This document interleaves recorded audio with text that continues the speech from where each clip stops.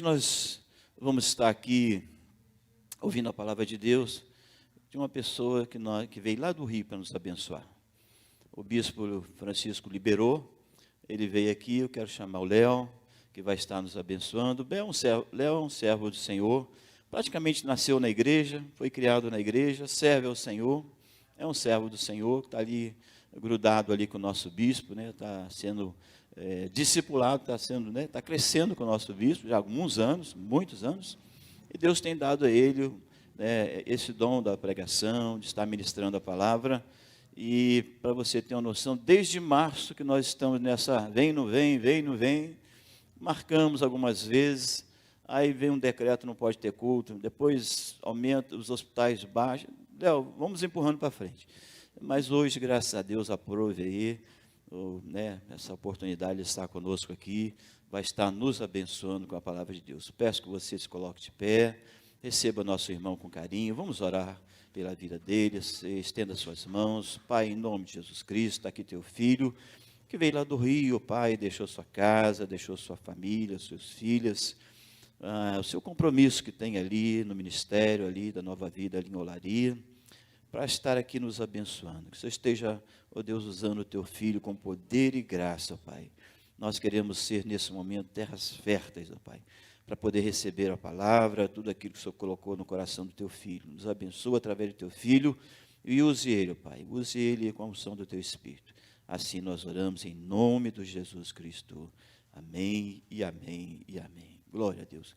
Eu cometi aqui um pequeno deslize. Tem uma flanelinha aí amarelinha que já está com o álcool higienizador. Acabei usando o microfone aqui.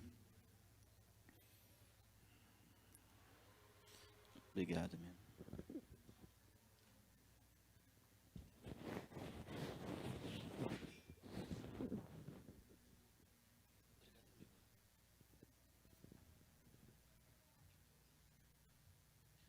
Boa noite, amados. Paz de Cristo. Você tem a paz do Senhor, diga amém. Amém.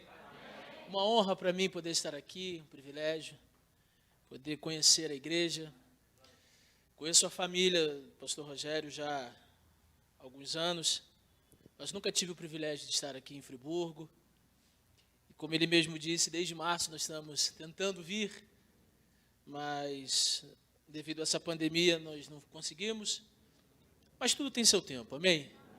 Não era naquele tempo que eu deveria estar aqui, e sim nesse tempo. Eu trago um abraço da Igreja de Nova Vida, em Olaria, do Bispo Francisco. Eu falava com o pastor Rogério que o Bispo me liberou esse final de semana para estar aqui. E ele não costuma liberar muito os seus diáconos no final de semana. Mas quando eu disse que vinha para cá, ele disse, não, pode ir, abençoa o povo.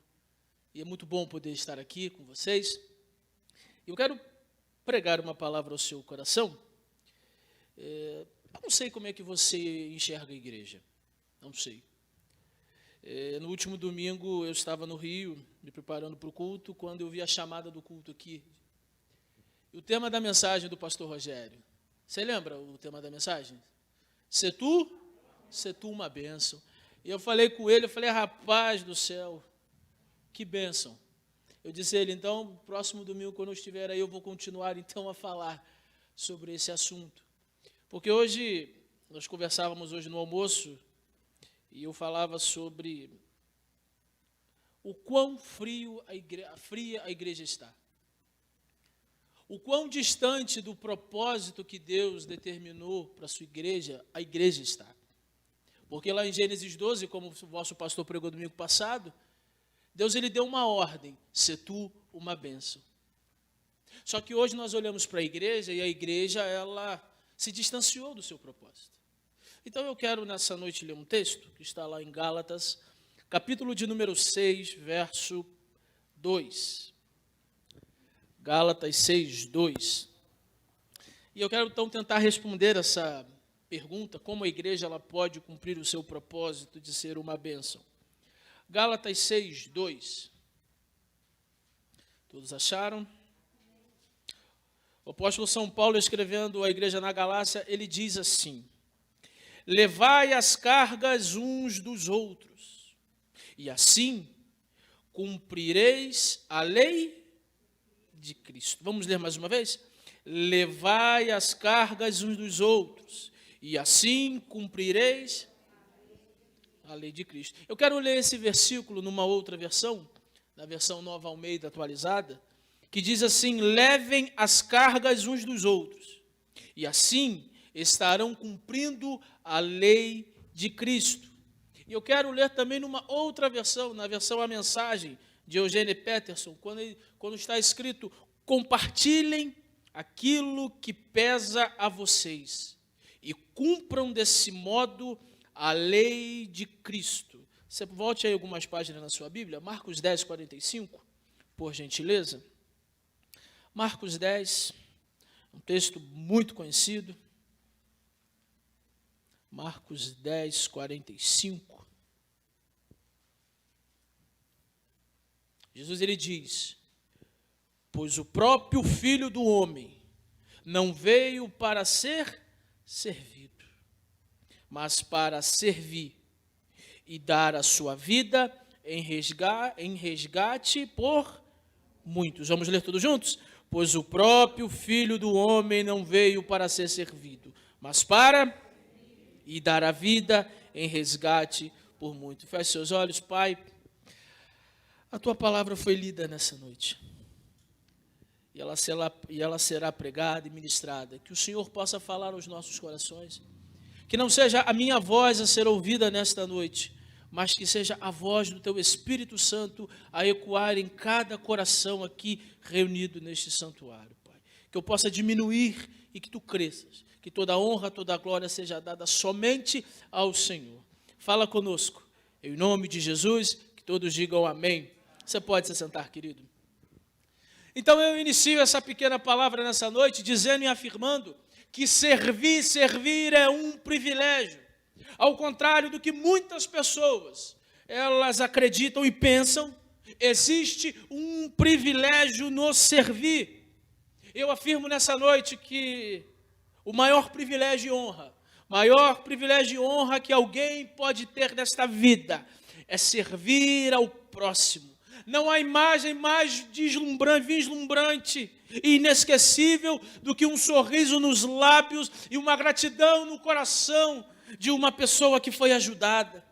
Porque a verdade é que à nossa volta nós encontramos diversas pessoas vivendo os seus dissabores, vivendo momentos difíceis, vivendo os seus dramas, passando por situações adversas. Pessoas estas que estão carregando os seus fardos e muitas das vezes estão carregando os seus fardos sozinhos.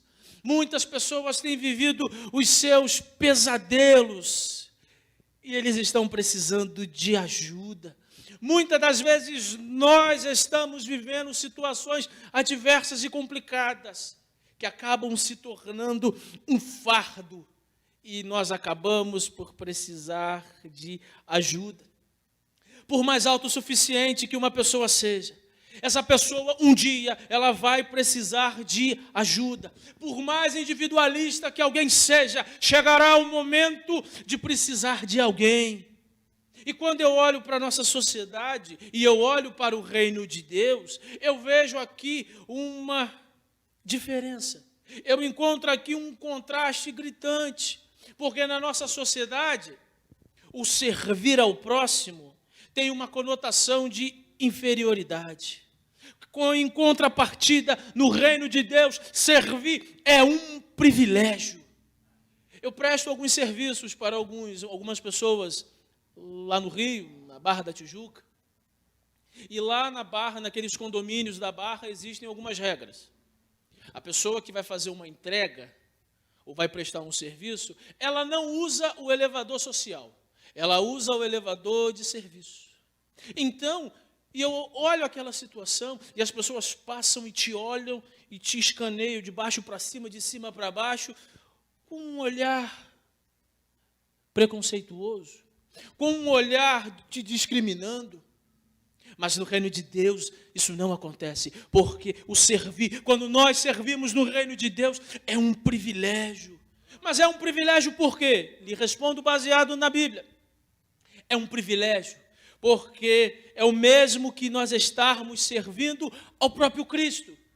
quando eu sirvo no reino de Deus, quando eu me coloco à disposição para servir, para trabalhar, para cuidar, para orar, para ministrar o louvor, para fazer qualquer coisa no reino de Deus, quando eu estendo a minha mão ao próximo, é o mesmo que eu estivesse fazendo ao próprio Cristo. E de onde eu tirei isso? Da Bíblia. Você tem sua Bíblia aí? Abra comigo em Mateus 25. Mateus 25, 31. Esse capítulo 25, ele começa com Jesus falando por parábolas, acerca da sua segunda vinda, falando sobre o fim. Do capítulo, do verso 1 ao verso 13, Jesus, ele fala sobre as 10 virgens. Do verso 14 ao verso 30, ele fala sobre a parábola dos talentos. E do verso 31 ao verso 46, ele fala do grande julgamento. E eu quero ler esse texto a partir do verso 31. Olha só o que diz a Bíblia. Quando vier o Filho do Homem na sua majestade, e todos os anjos com ele, então se assentará no trono da sua glória. Verso 32. E todas as nações reunidas à sua presença, ele separará uns dos outros, como ovelha separa dos cabritos as ovelhas. Verso 33. E porá as ovelhas à sua direita e os cabritos à sua esquerda. Então dirá o rei aos que tiverem à sua direita: vinde, benditos do meu Pai, entrai na posse do reino que vos está preparado desde a fundação do mundo. Atenção aqui a partir do verso 35. Porque eu tive fome, e me destes de comer. Eu tive sede, e me destes de... Eu era forasteiro, e me hospedaste. Estava nu, e me vestistes. Enfermo, e me visitaste. Preso, fostes ver-me. Então perguntarão os justos: Senhor, quando foi que te vimos com fome e te demos de comer?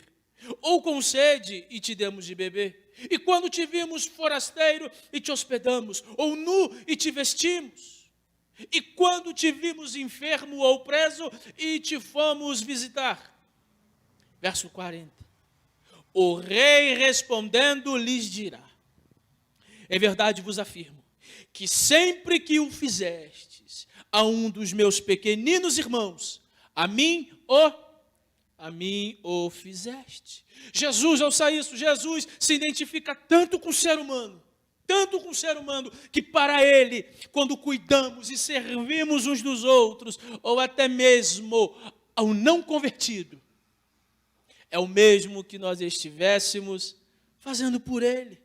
Mas por que isso? Porque Jesus, ele ama pessoas. E nessa noite eu venho nesse altar lhe dizer que nós precisamos, mais do que nunca, nos parecermos com o nosso Mestre, servindo uns aos outros. Porque, queridos, a igreja precisa amar pessoas. E ouça isso, a nossa prioridade precisa ser a prioridade de Deus. E pergunta: qual é a prioridade de Deus? Vou lhe dizer: pessoas. Eu estava alguns dias atrás pregando numa igreja e eu li o texto de Eclesiastes 3. Salomão, ele diz que há tempo para todo propósito debaixo do céu. No verso 12 ele disse: há tempo de nascer, mas há tempo de morrer. E eu disse naquela oportunidade e afirmei que entre a vida, entre o nascimento e a morte, existe a vida. Deus nos deu um presente, a vida, repleto de outros presentes. E que presentes são esses? As pessoas. Deus nos deu uma mãe, um pai, filhos, esposa, marido. Com que propósito e finalidade? Para nós cuidarmos das pessoas.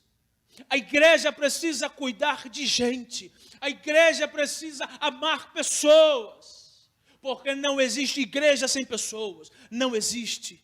Você está aqui nesta noite, me ouvindo pregar, porque alguém um dia talvez falou de Jesus para você. Porque Deus se importa com pessoas.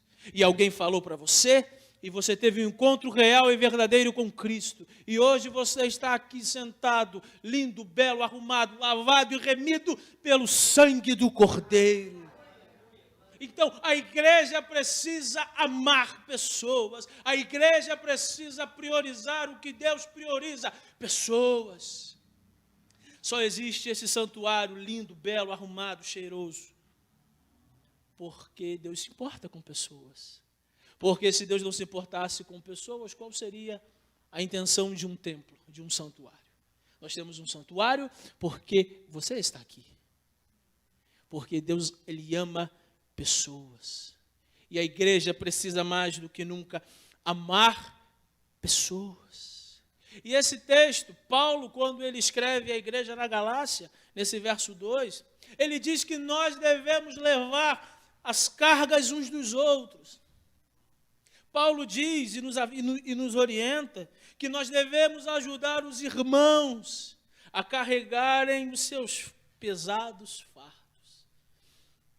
E eu me fiz uma pergunta: e o que seriam esses fardos? Então eu fui procurar no dicionário Aurélio o que vem a ser a definição de fardos. E Aurélio, ele me diz que fardos é o mesmo que carga. Mesmo que algo difícil de suportar. Então, baseado no que Aurélio diz e no que na Bíblia está escrito, o fardo é o mesmo que perdas terríveis, momentos esmagadores, diagnósticos desfavoráveis, ou até mesmo um erro cometido. Porque no verso 1, Paulo ele começa esse capítulo dizendo e falando sobre pecado, sobre erros cometidos. Ele diz: se alguém for surpreendido em alguma falta, algum erro, algum deslize. A verdade é, queridos, que o pecado é algo difícil de suportar. Muito difícil de suportar. Todos nós estamos sujeitos às falhas. Todos nós estamos sujeitos em algum determinado momento a errar. E Paulo, ele nos orienta e ele nos diz que os mais espirituais, eles devem restaurar o faltoso, não de qualquer maneira, mas com o espírito de brandura. O verso 1, na parte A, ele diz: irmãos, se alguém for surpreendido em alguma falta, vós que sois espirituais, os que nasceram do Espírito, como diz lá em 2 Pedro 1,4, participantes da natureza divina, os que são cheios do Espírito Santo, aí sim, corrigiu com espírito de brandura, ou seja, com ausência de rigor, demonstração de afeto. Nós precisamos corrigir em amor. Nós precisamos, ouça isso, proteger o faltoso, sem ser conivente com o seu pecado. Algum tempo lá na igreja, um jovem, ele chegou, e automaticamente quando ele chegou, um jovem com alguns trejeitos homossexuais. E nós então começamos um tempo de olhar, de caminhar com ele. E nós dizíamos: olha, nós lhe amamos, mas a sua prática, ela é abominável na Bíblia. E nós começamos a caminhar com ele. Até que o dia que ele não suportou o peso, ele não suportou os olhares, e ele foi embora. E nós tentamos procurar, nós tentamos fazer alguma coisa, e ele não quis ajuda. Ele não quis ajuda. Mas o certo foi feito. Nós lhe amamos, mas a sua prática é errada. Vamos caminhar juntos. Vamos caminhar mais uma milha. E ele não suportou o peso. Foi embora. Nós precisamos proteger a todos que entram por essas portas. Nós precisamos amar a todos que entrem por aquelas portas. Seja essa pessoa quem for. Sempre deixando claro que a sua prática é errada. A luz da Bíblia, ela é errada. Mas nós vamos caminhar, nós vamos orientar, nós vamos cultuar juntos, nós vamos mostrar o norte, o caminho, nós vamos mostrar a Bíblia Sagrada, que é o nosso manual de fé e prática. Nós vamos mostrar, nós vamos caminhar. E com o tempo o Espírito Santo vai fazendo a obra. Martinho Lutero, o grande reformador, ele se refere a essa prática, a essa atitude, como a lei do amor mútuo, ou seja, do amor recíproco. E guarde isso no seu coração, que eu vou lhe dizer. Servir ao próximo nem sempre nos dará visibilidade. Porque a verdade é que tem muitos dentro da igreja que eles querem aparecer. Eu lá em Olaria, quem já foi na nossa igreja lá, é uma igreja muito grande. E o local onde eu sirvo é no meio do santuário. Ou seja, todo mundo me vê, mas eu não vejo ninguém. Eu já falei, tinha que tirar aquilo dali, botar bem escondido. Porque às vezes nós ficamos ali à frente de todo mundo e as pessoas olham e dizem: olha só que gente boa, homem de Deus, santo. Somos falhos, mas nós amamos a obra de Deus. Mas muitos querem os holofotes, muitos querem o glamour, muitos querem a honra, Só que servir ao próximo, muitas das vezes, não nos dará visibilidade. Muitas das vezes, servir ao próximo não vai nos dar curtidas nas redes sociais, não vai. Nós seremos como heróis anônimos. Mas guarde isso no seu coração. Nós não estaremos sendo vistos pelos homens, mas Deus estará vendo tudo. Tudo. Eu encontrei um texto na Bíblia, lá em Êxodo, se você puder abrir sua Bíblia comigo, Êxodo 17, a partir do verso 8. Uma história muito interessante que prova isso que eu estou lhe falando.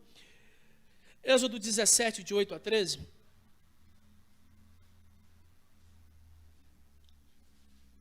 Êxodo, capítulo 17, verso 8. Então veio Amaleque e pelejou contra Israel em Refidim. Com isso, ordenou Moisés a Josué: escolhe-nos homens e sai e peleja contra Amaleque. Amanhã eu estarei no cume do outeiro, e o bordão de Deus estará na minha mão. Fez Josué como Moisés lhe dissera e pelejou contra Amaleque. Porém, Arão e Ur subiram para o cume do outeiro. Quando Moisés levantava a mão, Israel prevalecia. Quando, porém, ele abaixava a mão, prevalecia Amaleque.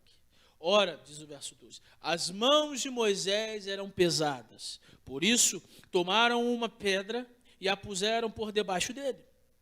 E ele nela se assentou.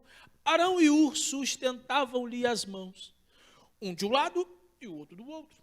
Assim, lhe ficaram as mãos firmes até o pôr do sol. E Josué desbaratou a Amaleque e ao seu povo a fio de espada. Essa passagem é fantástica, porque mostra um homem que foi de suma importância para aquela vitória. Um nós conhecemos, que é Arão. E a Bíblia fala o nome de um outro, chamado Ur. E quem era Ur? Bem, a Bíblia ela não fala muito sobre esse homem. A Bíblia diz que ele era da tribo de Judá, um dos auxiliares de Moisés. E eu fui tentar procurar mais algumas informações sobre este homem. E há algumas fontes, alguns teólogos que defendem que Ur ele foi morto pelo povo ao tentar impedir a construção do bezerro de ouro, registrado lá em Êxodo 32. E há uma outra linha teológica que diz que Deus o recompensou pela fidelidade, escolhendo seu neto Bezalel para a construção do tabernáculo. Algumas fontes, nós não temos muitas certezas. Fato é que a Bíblia não fala muito sobre Ur. E esse homem ele foi de suma importância naquela vitória, porque os braços de Moisés estavam pesados. E conforme ele abaixava a mão, Israel perdia. E então Ur segurou um dos braços do seu pastor, de Moisés. Pense comigo. Aquele momento era um fardo na vida de Moisés? Sim.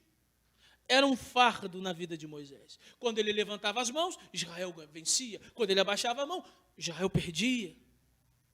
Para Moisés, sendo o líder que era, aquela situação era um fardo. que ele sozinho não podia suportar, resolver. E Arão e Ur auxiliaram o seu líder. E a Bíblia diz que a vitória foi do povo de Israel. Paulo, nesse texto que lemos, ele diz: levai as cargas uns dos outros. E eu torno a dizer que servir ao próximo nem sempre nos dará visibilidade, não nos dará glórias, honras diante dos homens. Mas Deus está vendo cada atitude sua, cada estender de mãos que nós damos. E existe um outro exemplo na Bíblia, lá registrado em Marcos 2. Vá comigo a Marcos 2. Marcos 2, a partir do verso 1. Uma história muito interessante. Marcos capítulo 2, verso 1. Marcos, ele registra dizendo: dias depois, entrou Jesus de novo em Cafarnaum, e logo correu que Jesus estava em casa. Muitos afluíram para ali, tantos que nem mesmo junto à porta eles achavam lugar. E Jesus anunciava-lhes a palavra. Alguns foram ter com ele, conduzindo um paralítico, levado por 4 homens. E não podendo aproximar-se dele por causa da multidão, descobriram o eirado no ponto correspondente ao que Jesus estava. E fazendo uma abertura, baixaram o leito em que jazia o doente. Vendo-lhes a fé, Jesus disse ao paralítico: filho, os teus pecados estão perdoados. Verso 11. Eu te mando, levanta-te, toma teu leito e vá para a sua casa.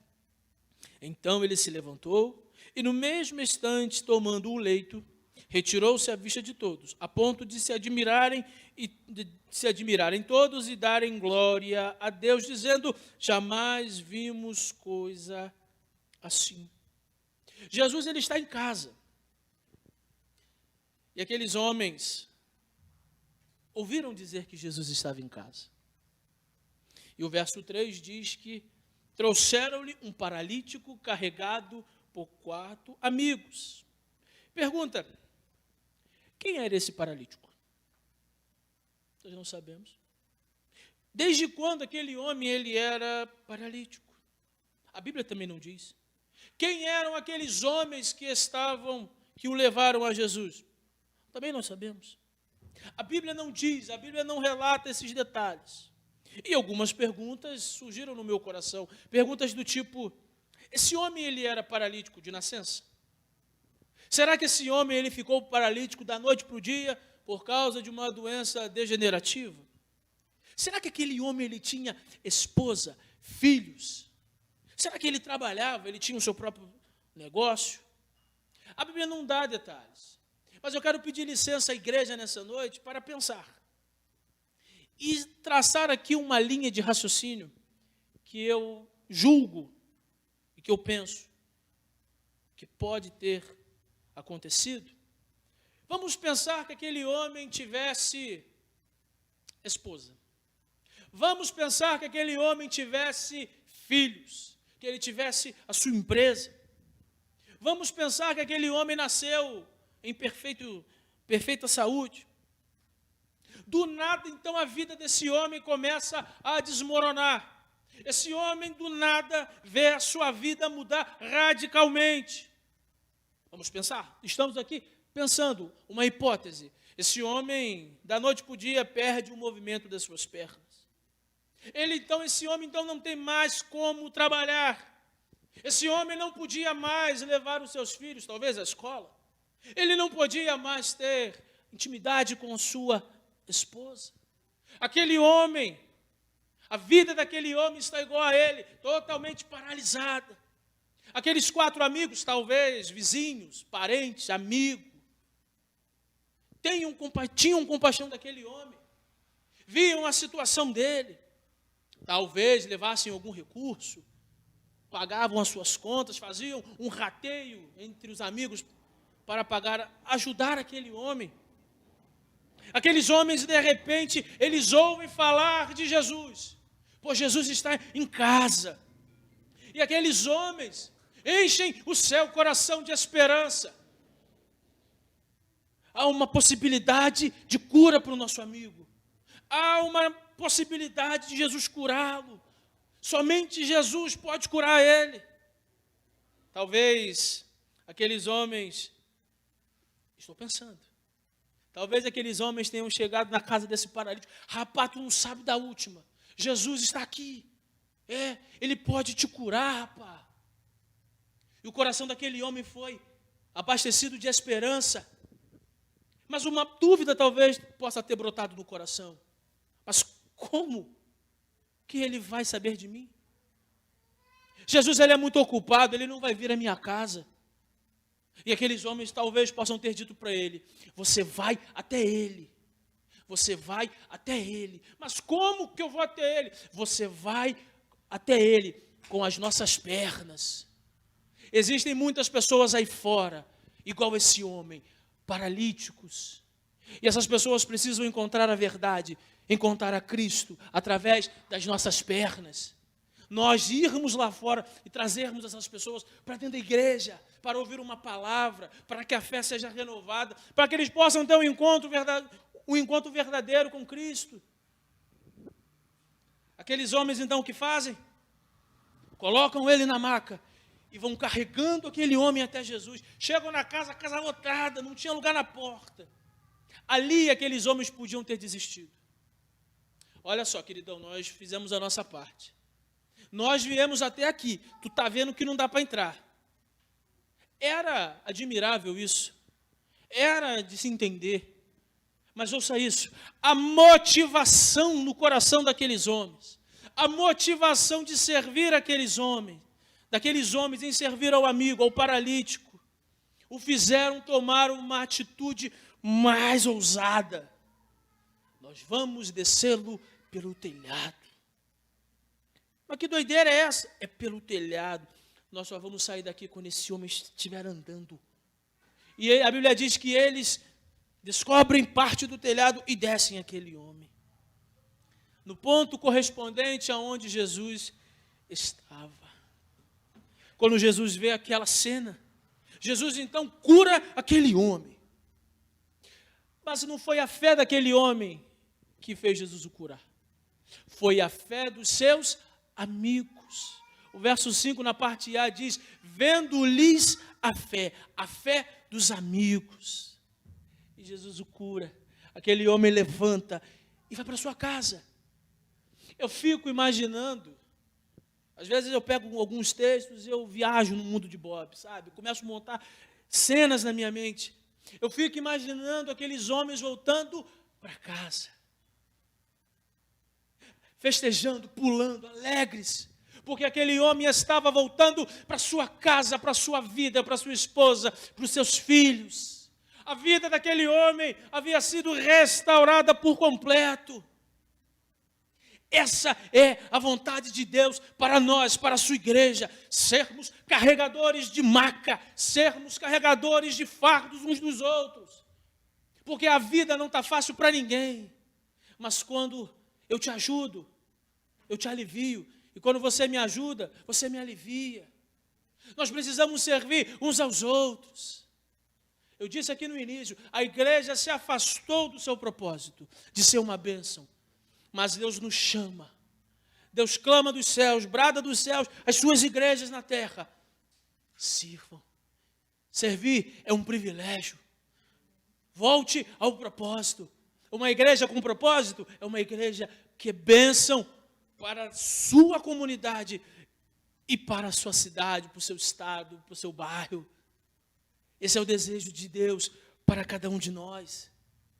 Pastor Rogério pregou aqui domingo passado, ser uma bênção. Como é que eu posso ser uma bênção? Servindo a todos. Às vezes ser bênção é você meter a mão no bolso e pagar a conta do teu irmão. Há um tempo atrás em Olaria, chegou uma família lá e estou eu trabalhando, e o Espírito Santo disse ao coração: ajude. Eu olhei para um lado, olhei para o outro e fingi que não era comigo. Eu? Não sei nem quem é. O Espírito Santo de novo gritou no meu ouvido, falou no meu coração: ajude aquela família. Eu falei: está insistente.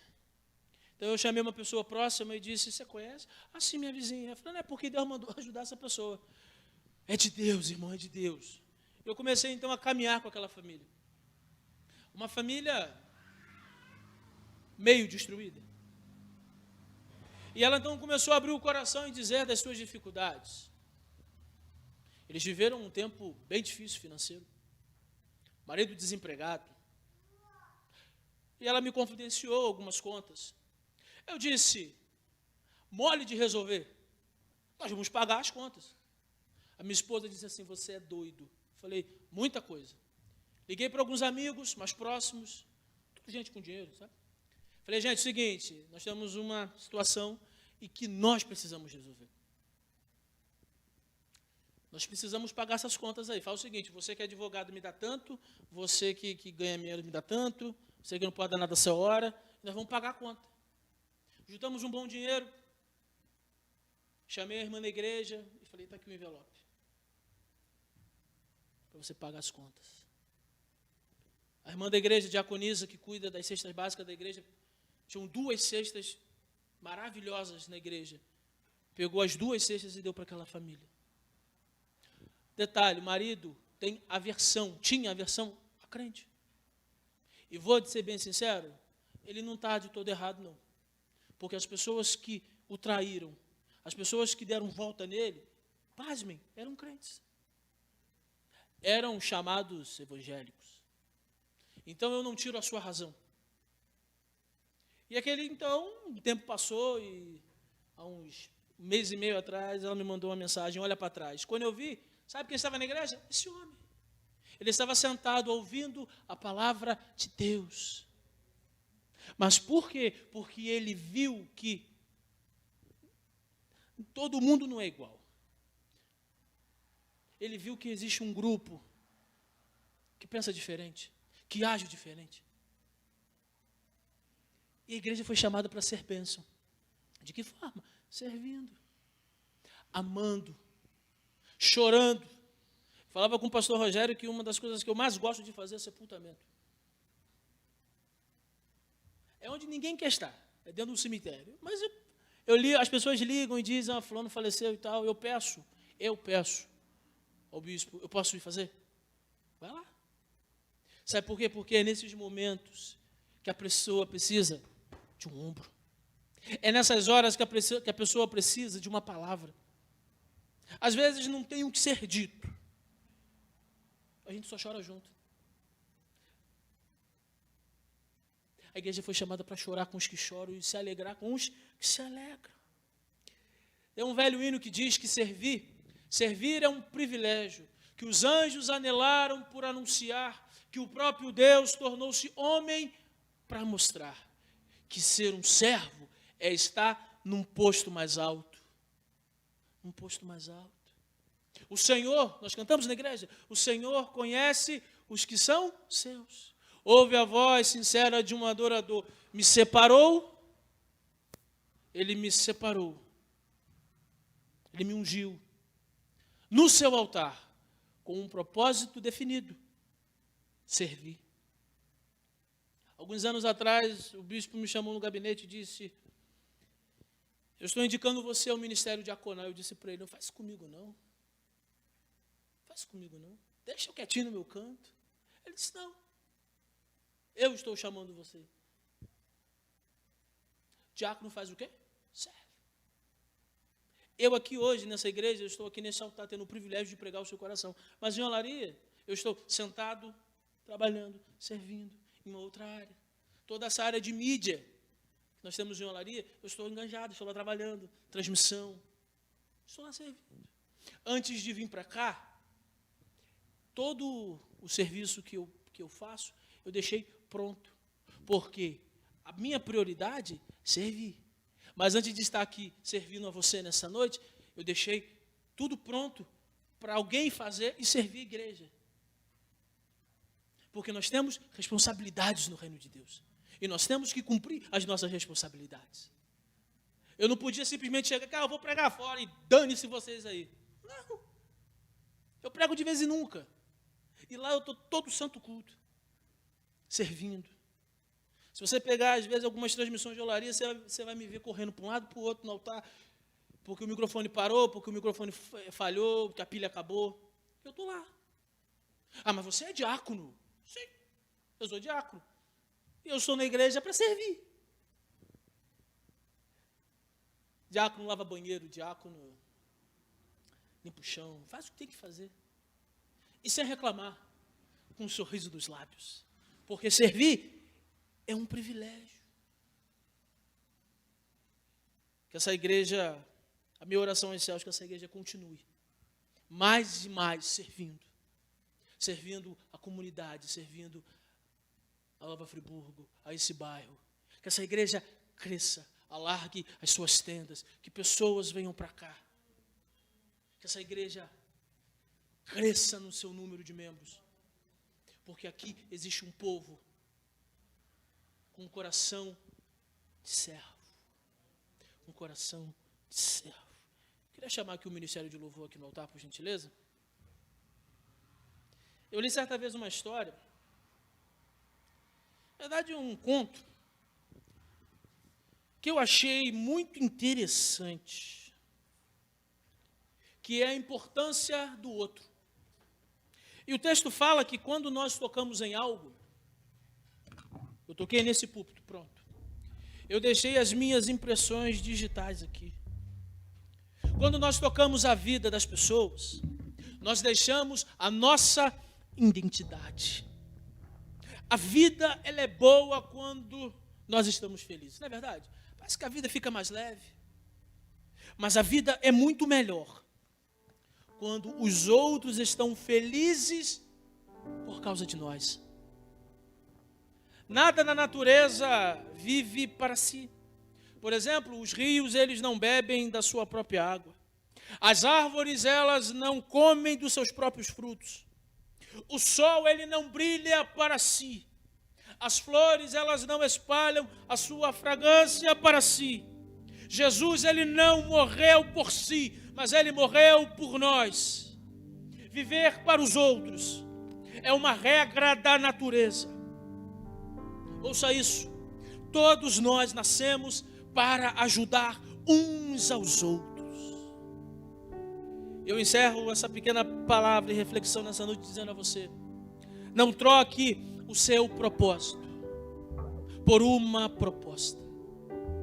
Não troque o seu propósito de ser uma bênção por qualquer proposta que o mundo possa te dar. Porque Satanás, ele está à espreita para querer nos destruir, tirar-nos do foco. E de muitos ele já conseguiu. Então eu sempre digo isso para as pessoas: não percam, não troque o seu propósito de ser bênção na vida do outro por uma proposta indecente do inferno. Essa igreja precisa de você. Os seus pastores precisam de vocês. Vocês precisam dos seus pastores. Nova Friburgo precisa de você.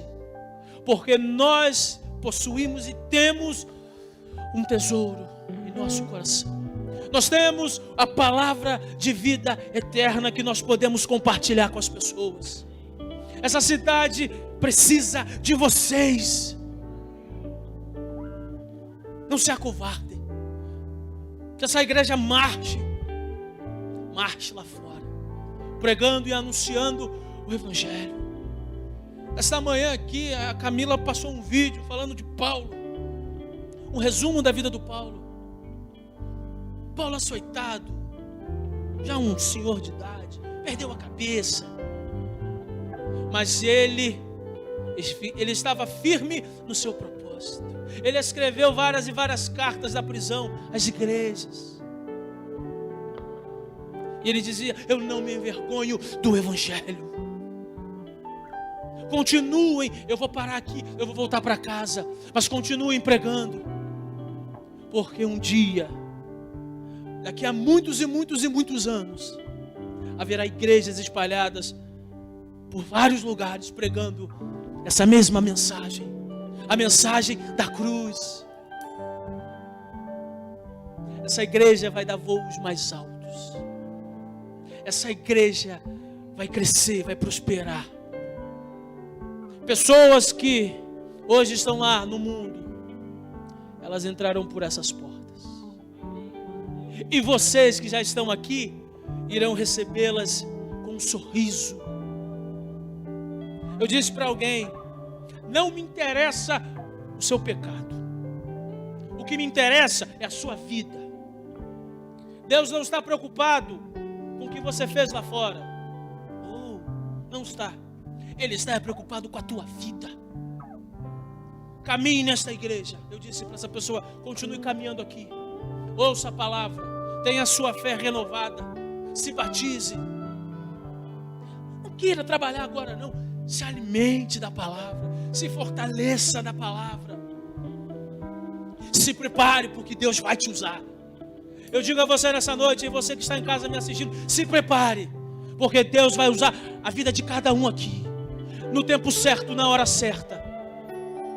Mas o que é que eu vou dizer, o que é que eu vou falar? Ele colocará a palavra na sua boca, e quando você vê, já saiu. Você já falou. Eu contava hoje no almoço, pastor Rogério, para Raquel, sobre um jovem que eu encontrei certa vez. Na igreja de Olaria nós temos um trabalho de pescadores de almas. Nós saímos última sexta-feira de cada mês para levar comida ao pessoal que está na rua, levar cobertor. E muitas das vezes nós vamos para o centro do Rio. E do nada me sai uma mulher, uma menina. E essa menina pediu uma comida. Deus te abençoe. Daqui a pouco ela voltou e disse assim: vocês têm um local para eu me internar? Porque eu não aguento mais ficar na rua. 2:30 da manhã. Onde é que você vai arrumar um lugar? Não tem. E nós começamos a conversar. Daqui a pouco a pessoa vem e tira a peruca. Era um jovem, 18 anos. Seu nome? Jonathan. Ele disse: olha, eu roubo aqui no centro. Eu me deito com o dono do ponto para ter onde dormir. Eu me prostituo. Eu não aguento mais essa vida. Eu disse: bem, nós temos que tirar esse jovem da rua. Mas como? Eu disse assim para ele: olha, se você aguardar, quando o dia amanhecer nós vamos voltar aqui, vamos te buscar. E nós vamos te levar. Ah, vocês vêm mesmo? Eu falei: você quer ir? Ah, eu quero. Então, nós estaremos aqui. Voltei para casa, esperei o dia amanhecer. Me reuni com 2 diáconos da igreja, entramos no carro e partimos para o centro. Chegamos lá e encontramos ele dormindo. Eu disse: eu não falei que eu vinha? Ele juntou o resto de roupa que ele tinha. Eu coloquei no carro e eu disse para eles: olha, lá para onde você vai ser um pouco difícil, porque existem regras. Você não vai fazer o que você quer. Existem regras. Mas é melhor do que estar na rua. Pois é, ele não suportou. 2, 3 dias depois, eu recebi um WhatsApp dizendo: o Jonathan fugiu. Liguei para os diáconos e disse: nós vamos atrás dele. Léo, mas aonde? Não sei, vamos atrás dele, vamos para o centro. Nós vamos para a cidade, vasculhamos aquelas ruas e nós não achamos. Onde está esse garoto hoje? Não sei. Mas sempre que eu lembro dele, eu oro por ele, porque a palavra foi pregada no coração dele, e no tempo certo, na hora certa, ela vai dar fruto. Algumas vezes eu penso assim: ah, ele pode até ter morrido, mas ao mesmo tempo eu digo: não, esse garoto tem uma promessa, esse garoto ainda vai servir ao Senhor, ele não vai morrer enquanto as promessas de Deus não se cumprem na vida dele. Um dia eu não vou esbarrar com esse menino. Eu vou dizer para ele: eu estava te esperando. Ou melhor, Deus estava te esperando. Não cesse de falar desse livro. Não existe nada melhor, diz o velho hino, do que estar diante de Deus. Pode o mundo se abalar e nós estamos seguros nele. Tudo foi criado por ele e nós fomos criados por ele para o louvor da glória dele. E o refrão diz: bom é estar servindo ao Senhor. Servindo ao Senhor de que maneira? Servindo aos irmãos. com compromisso, com zelo, com amor. E nada vai nos abalar. Nada pode nos tirar do propósito. Não troque o seu propósito por uma proposta. Que Deus te abençoe rica e abundantemente. Vamos ficar de pé. Dê um aplauso ao Senhor. Aleluia!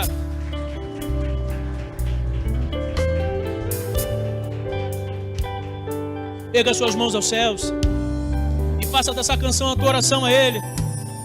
Não existe nada melhor. Aleluia! Aleluia! Do que estar diante de Deus. Pode o mundo se abalar.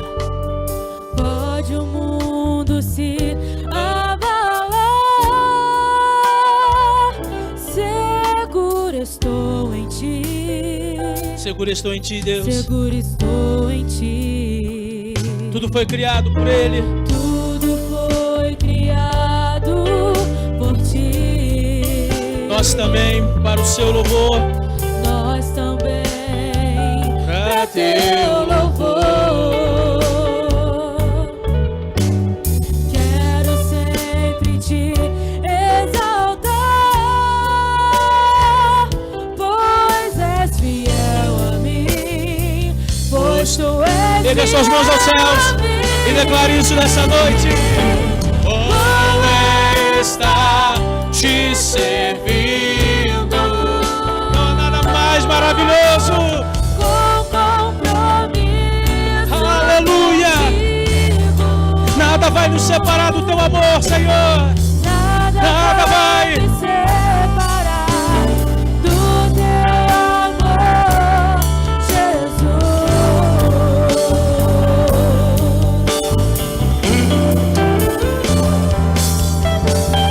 Bom estar te servindo com compromisso contigo. Nada vai nos separar, Senhor.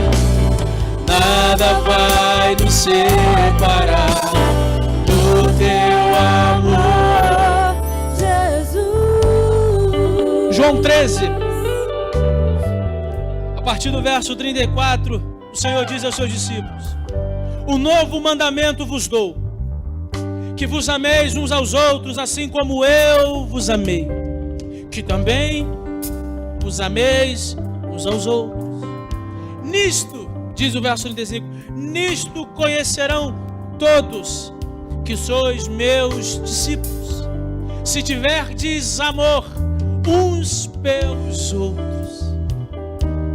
Uns pelos outros. Jesus, ele nos amou se entregando. E Ele espera de nós o mesmo. Não necessariamente que você morra por essa pessoa que está ao seu lado, ou por qualquer outra pessoa, não. Mas que você se importe com essa pessoa.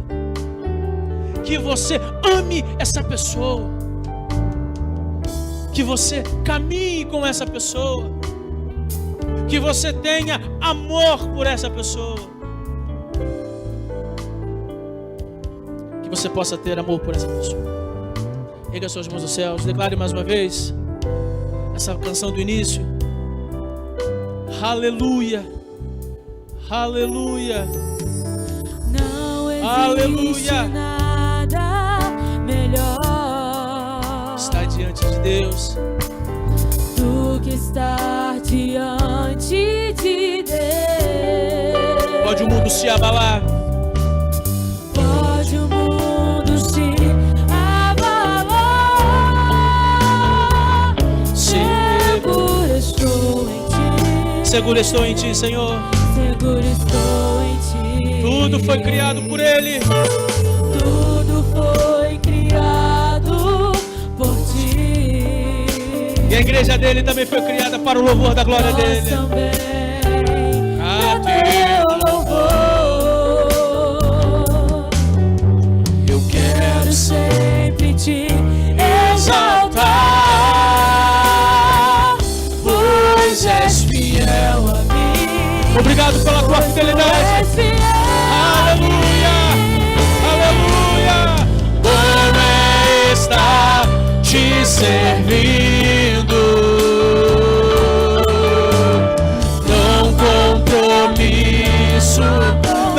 mais prazeroso do que servir ao Senhor. Aleluia! Nada vai me separar do teu amor, Jesus. Nada pode nos separar do teu amor, Senhor. Aleluia! Bom é estar te servindo com compromisso contigo. Nada vai me separar do teu amor. Ajuda-nos, Deus, a cumprir o teu ide, a tua vontade, o teu querer. Ajuda-nos, Deus, a sermos bênção na nossa casa, na nossa família, no trabalho, na faculdade, por onde quer que formos, que possamos ser bênção, que nós possamos cumprir a tua vontade, o teu querer, que nós não sejamos agentes infiltrados do reino, não. Nós queremos gritar para as pessoas e dizermos para as pessoas que o Senhor é bom, que o Senhor as ama, sem medo de retaliação, sem medo de perseguição. Nós queremos falar do teu amor. Ajuda-nos, Deus, a sermos igreja, a cumprirmos o nosso propósito. Nos perdoe, Deus, porque muitas das vezes nós temos negado. Nós temos muitas das vezes te negado com as nossas ações. Perdoa-nos, Deus, e ajude-nos a cumprir a tua vontade, o teu ide. Essa oração que fazemos em nome de Jesus, e que todos digam amém. Dê um aplauso ao Senhor. Aleluia. Que Deus abençoe você. O que precisar de nós estamos sempre à disposição da igreja. Obrigado pelo carinho, pelo amor, pela hospitalidade. Deus abençoe rica e abundantemente. Dê mais um aplauso ao Senhor.